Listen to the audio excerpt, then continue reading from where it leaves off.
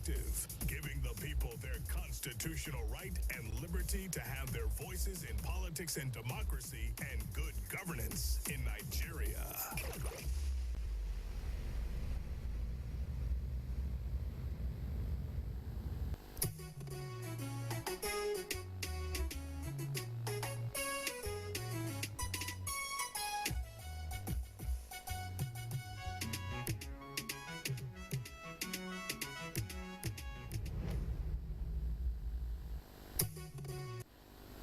Good evening, viewers, and welcome to today's edition of Democracy in Practice. That is the program that touches issues with our democracy and tries to analyze the issues for your better understanding of democracy in practice. My name is Rashid Oniagi. As usual, I'm standing in for Naked Luke. We're sorry for starting a bit late. My guest was tied up in traffic, and but they are here now. That calls for a quick abridgment. We won't be bringing you some of the top news for today, but I think that's a very that's the sacrifice we have to make, because the issue we are discussing is very important, and we are taking a cue from what we discussed here yesterday. We're talking about restructuring, but not from the popular perspective, because when people talk about restructuring, in fact, restructuring means many things to many people. For some people, it's secession. For some, it's resource control. For some, it's fiscal federalism.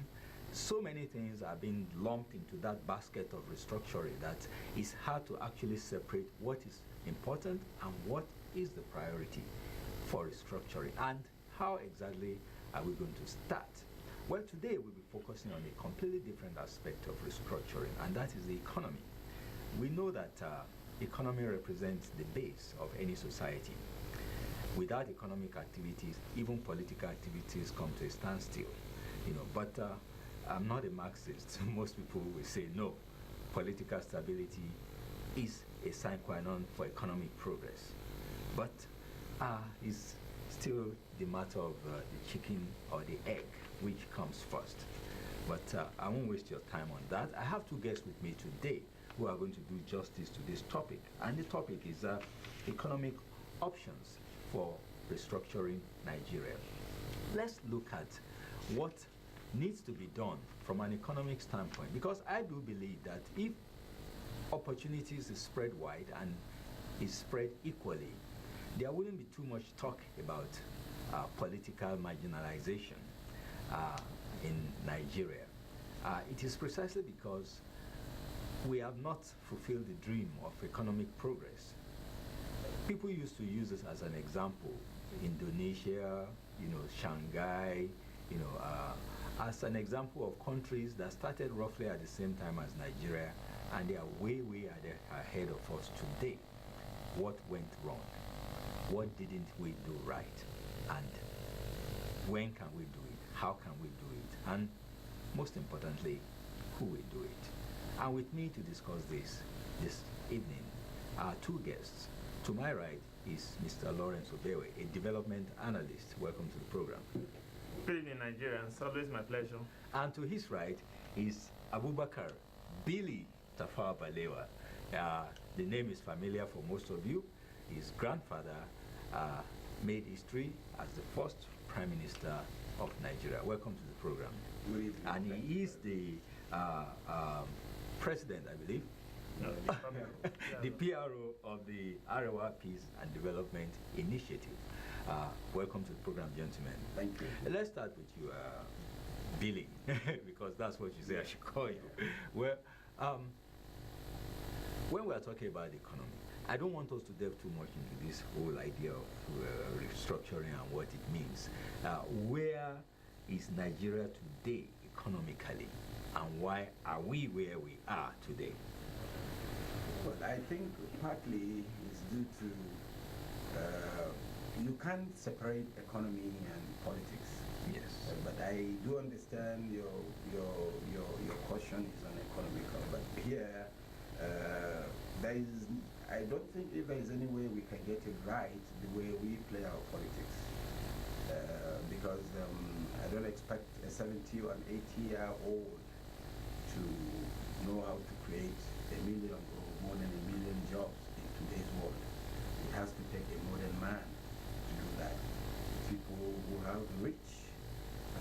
outside reach, and also connection with the local businesses.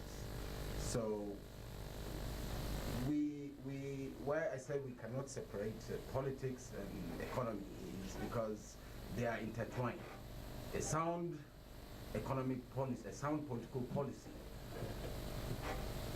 by extension, goes to also gives an economic and a sound or a stable economy, as a stable polity also gives a good economy.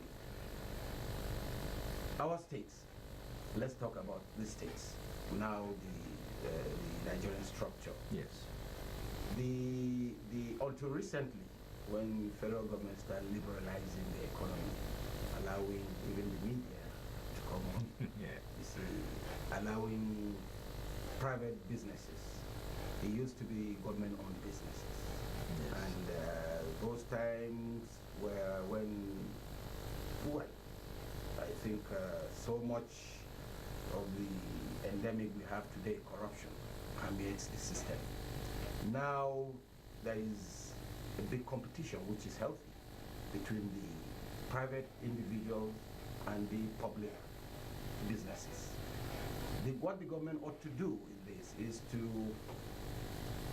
not only encourage the private businesses, but also support the public businesses to compete favorably. Because I was in one program this afternoon and someone was telling me that it is on the print, I mean the media.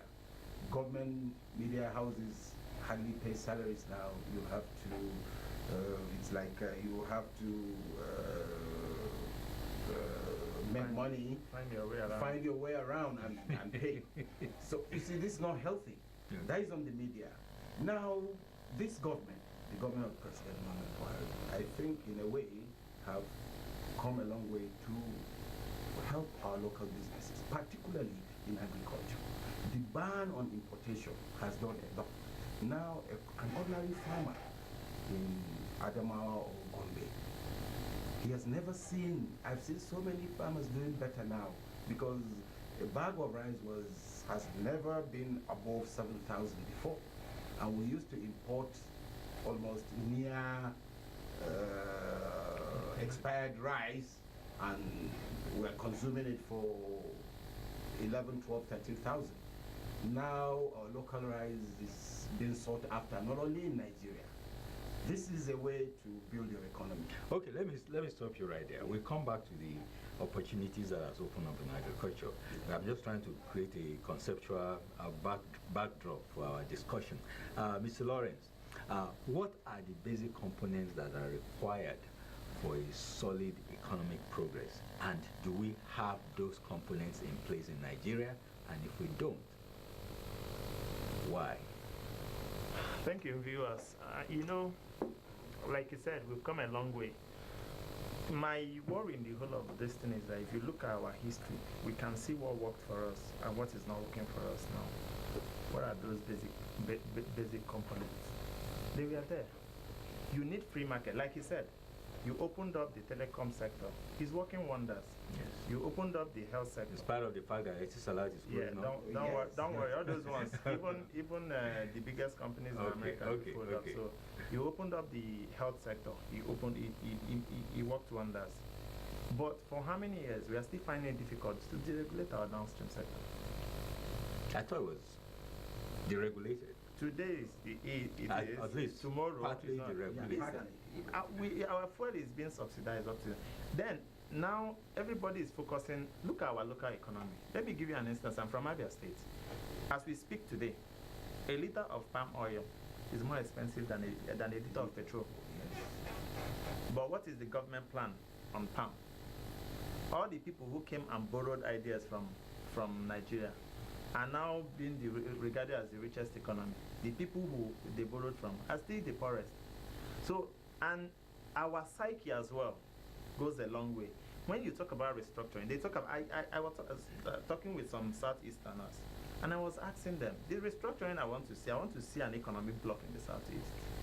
I want to see a policy where whether they are fake or rubber or substandard footwears made in Aba, are won by all primary, secondary school, whether private and public, to boost that sector. I want to see where all the rice made in Abakaliki is being consumed by all the 5 states. I want to see economic of scale, where you use your comparative advantage to bargain for something around your region. But you set up a contradiction here. Yes. You said, okay, government privatize a particular sector, and there's progress in that sector, employment, job opportunities, and all. But then we come to the area of the palm oil, this thing, and you said government is not doing anything about it. If government is to do anything about it, shouldn't the idea be towards privatization, okay, which has seemed to have worked? No. When I mean government, you have the federal government, you have the state. Is government recognizing the potentials of this sector? So what kind of policies should government institute in order to encourage these sectors to develop on their own? Let me give you an instance. With palm production, the southeastern economy was the fastest growing economy in the 60s in Black Africa. Yes. Today, where are we? What has happened to those plantations? Where the seedlings regenerated? Okay. The extension farming, what happened to them? There are services that you cannot take away from the government. It is the government that provides the enabling environment where other farmers can feel free. Farming all over the world is the most subsidized sector, agriculture, except in Nigeria. Except in Nigeria. Yeah, but it's privatization the key. As we are talking now, this station is running on generator. Yes.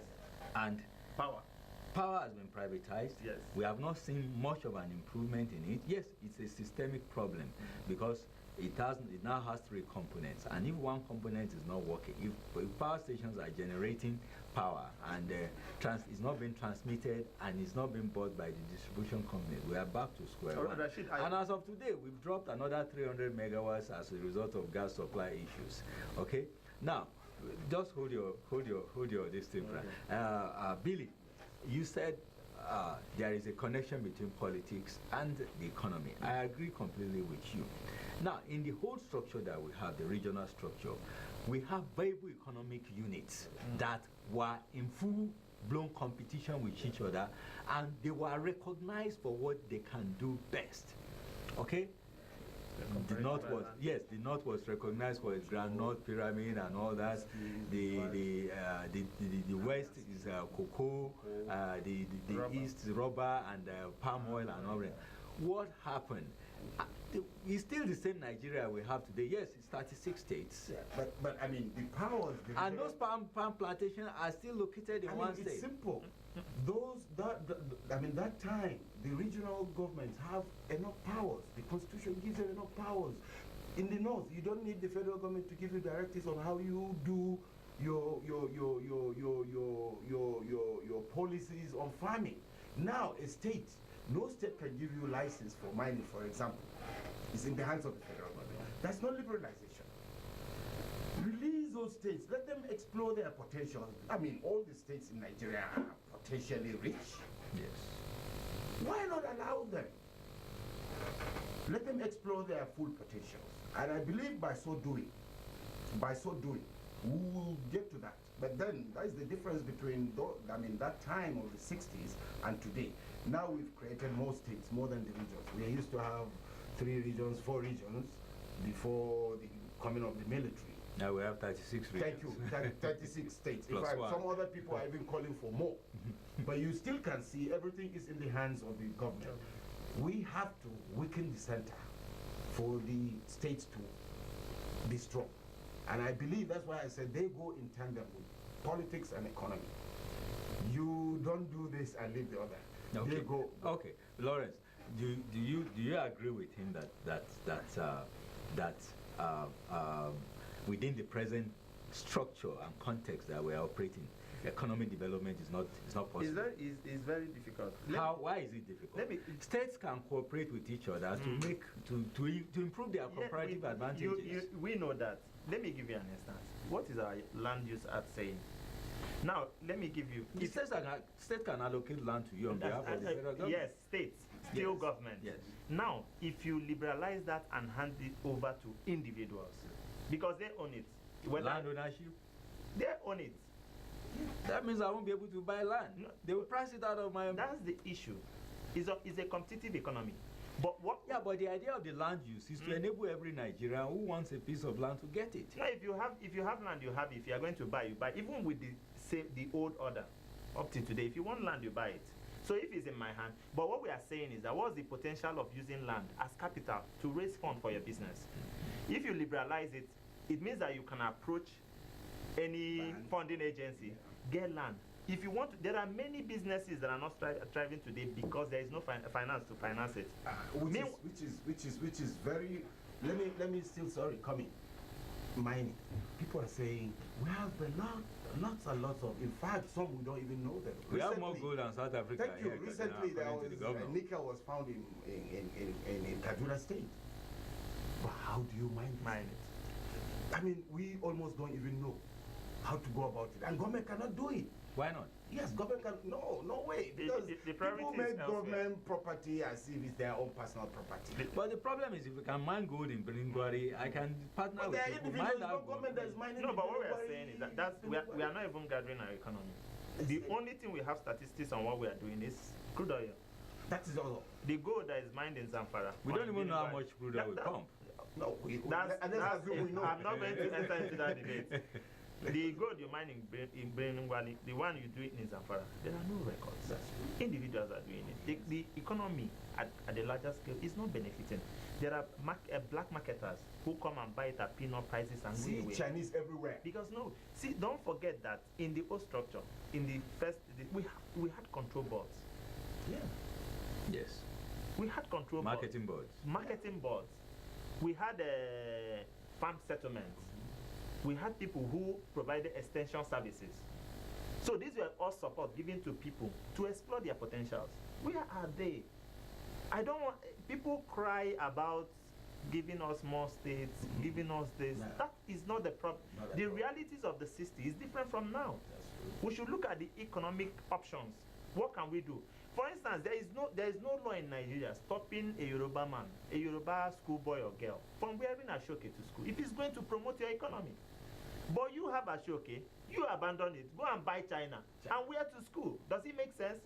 You produce footwears in Aba, you buy from China and go to school. But so the army is patronizing Aba boots. How you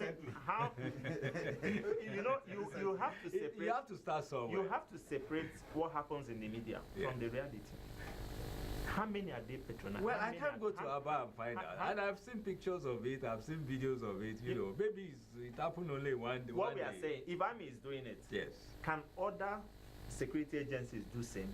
Can we have our schools doing the same? That's the kind of restructuring I want to see. When Obasanjo was the head of state, it's not really law, but it's a policy that government officials should not drive imported cars. Yes. They only drive locally assembled cars. Do we have any locally assembled cars anymore? No, during that time, Pujo. Which one? Even the head of state. Which one was he driving?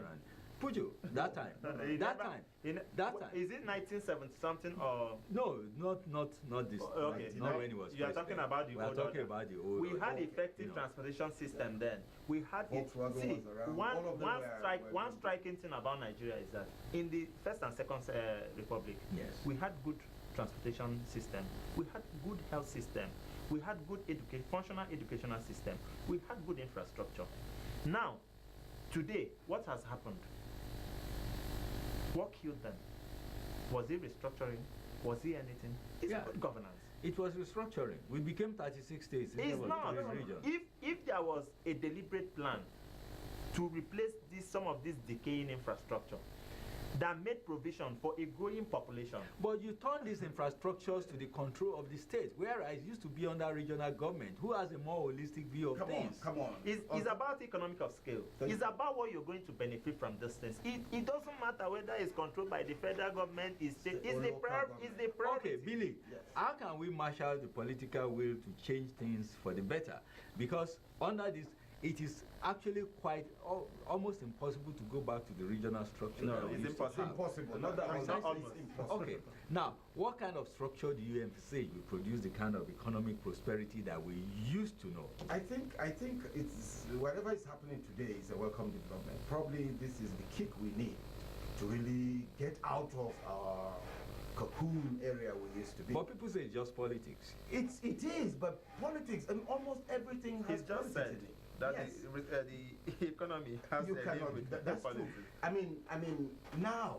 Yeah, how do you translate all this political energy Yes. and agitation into a real economic policy that will move everybody forward?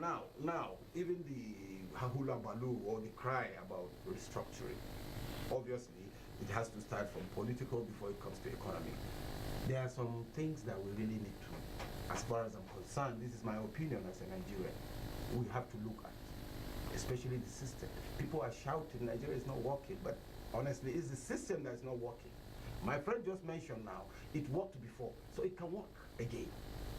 I believe that we have to now see what are our problems. Is it the so much power in the center? Yes, part of it. We can now reduce the power of the center to the How? states. I mean, I don't need to go into that.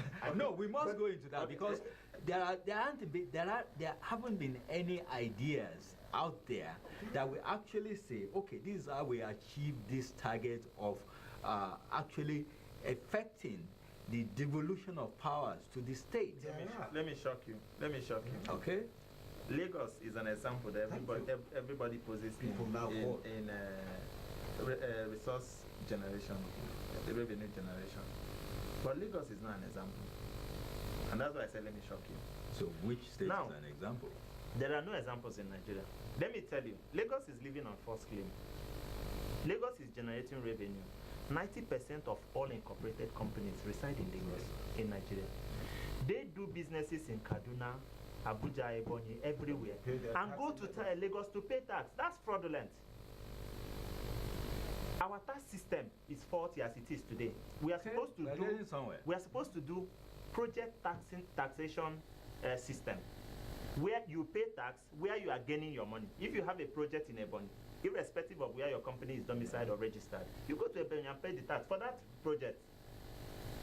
How will that work? How will anybody agree to that kind of? Why not? That's the competitive world. That's Okay, you say a business is located in Lagos, Yes. but he's doing most of his business in Kaduna. Yes. Where will he pay How- tax? why in will you go Lagos? and pay? It's the same thing we have with the citizenship and The value residence. added tax that is being charged on his product Yes, is being paid to Kaduna, isn't it? If it's sold in Kaduna. Yes, but his What are company his tax services? for that service should be that. If you break it down in projects, all over the world, what people is doing is project management. Yeah. You do your project, you pay your tax on the project. Wouldn't that be too hard on the companies? They will simply have to move offices when they have a project in another state simply because they have to pay tax to that No, state. you don't. No. It's to decategorize your taxation. Yeah, what I'm trying to say is that, okay, I have a project, or let's just say I'm a contracting firm. I'm based in Lagos. I have a project in Zamfara. You know, of course, in order to do that project, I will have to employ people in Zamfara. Yes. Those people will pay tax to Zamfara. Yes. So, it's No, but the chunk of the money you are getting goes. No, but Rashid, does it make sense? Does it look logical? Is it equitable that you get a contract in Zamfara and go and pay the tax for the contract in Lagos? Does it make sense to us? But is That's- that what is being done? That's what is being done. That's why Lagos is raking as much revenue as people call. It's not an example to follow. So if the policy holders are looking at Lagos as an example, then we are not even moving. We've not made the step. Okay. But you see, what I see, Billy, is that some states, especially Lagos too, have been created in order to circumvent some of the provisions of the Constitution in order to create an environment that will enable progress for themselves. Yes. Take the creation of local government, for example, which is almost impossible according to the constitutional guideline. It's impossible to create new local government. It's impossible to create new states in Nigeria. And it's impossible to amend the constitution. It's Let's also face it. almost impossible to recall a member. Oh, well, we don't know that yet because INEC has already set the motion in process, and I'm hoping it will work, just to show that it can work. But I don't have a stand in the issue. But let's not talk about that. States can go into the constitution. Yes, we have the exclusive and the concurrent list, especially. The concurrent list almost contains the same number of items that is in the exclusive list, save for a few, defense and all that stuff. Why hasn't the state been diligent enough to actually push the envelope in seeing how far they can push it. Lagos did that with power. When it discovered that it needed power, it simply set up its own power station. Before NEPA then now woke up and said, we are the only one constitutionally permitted to generate power. When they realized that, well, it will actually help our PR if we allow Lagos to pump this thing before Lagos to the national grid. Yes, I know. I know, but that was an old arrangement, you know. So, and Lagos was successful in it. When it comes to local government, it dared the federal government. Yeah. The federal government withheld its fund for so many years, and then when the thing fell at the Supreme Court, other states began to buy the idea. Why can't states themselves begin to take charge of things? And if it is working for their people, I think the federal government and the federal legislature will be compelled to actually change the constitution to reflect the reality. That's why, I mean, when we started, I told you, and that has to do with leadership. That's where the political aspect comes in. You see, like I said, I mean, you need a visionary leader to really look outside the box. Leaders we have today are leaders who know how to share money. They don't know how to generate money. Most of the people who vie for elections, either the executive or the legislature, is how to sit down and share money. Know how to create wealth. You have to know how to create, and no matter what, no matter how big you think you are, if you don't know how to create wealth, you still remain there. The states, you see, most of our states, I mean, you can imagine their relationship with their local government. Until recently, when there was this, Supreme Court ruling, I think it was Enugu State, that they must conduct local government election in 3 months. That was when governors started conducting elections. And even after the elections, they used to have what they call joint account. With such things, you don't expect them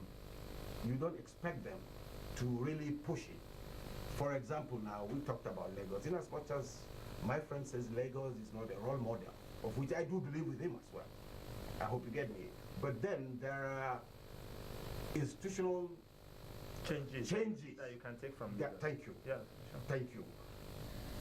I mean, how you can maximize your IGR. Okay. I hope you get me. Okay. You get more revenue in that.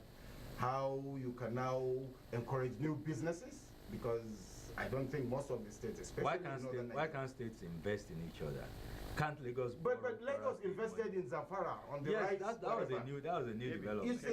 You see. So also now, Plateau and Bauchi, my own state, who have lots of mineral resources, can invite a company from South Africa, come and mine. We will have a tax break of 10 years. By then, people will learn how to do these things, and we move. You see, there are ways, but you have to. It needs a visionary leader to really look outside the box, to really harness all this potential.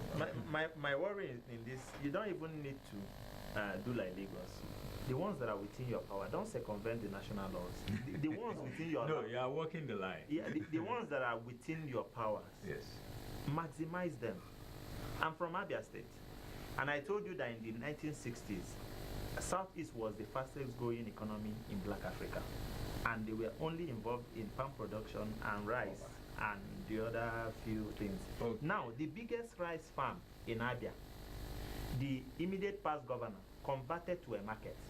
Okay. So that doesn't give you a sense of a progressive leader. You understand? All the farm settlements that were producing this palm produce have turned to personal residential areas. Go to Kano. You understand? These are things within the purview of the government. We need to give our viewers. We need to give turned into residential area. We need to give our viewers a chance to call in and make their opinions known on this matter. But what you are basically saying, both of you, is that restructuring should begin from the ground up. From the ground up. From the states. Yes, From the local government. From the To local the states, government. then to the federal. Okay, we take a few calls now. And let our viewers make some comments on this. And the numbers to call is 0803-095-6375 or 0806-891-8315. The number will also appear on your screen very shortly. Let's take the first call. Hello, good evening. Hello? Yeah, hello. Okay, good evening. Good evening. Good evening to your guest. Good evening. Good evening. Mohammed Abdullah calling from Adamawa State. Okay, Mohammed Abdullah, let's hear you. Yeah, honestly, I believe the economy have already been restructuring in terms of the agricultural system that the present administration are putting on ground. But that's not the only sector in the economy. And I believe you understand, most of these problems is just like of the state. I'm very sorry to use this language. Most of the governors are very big.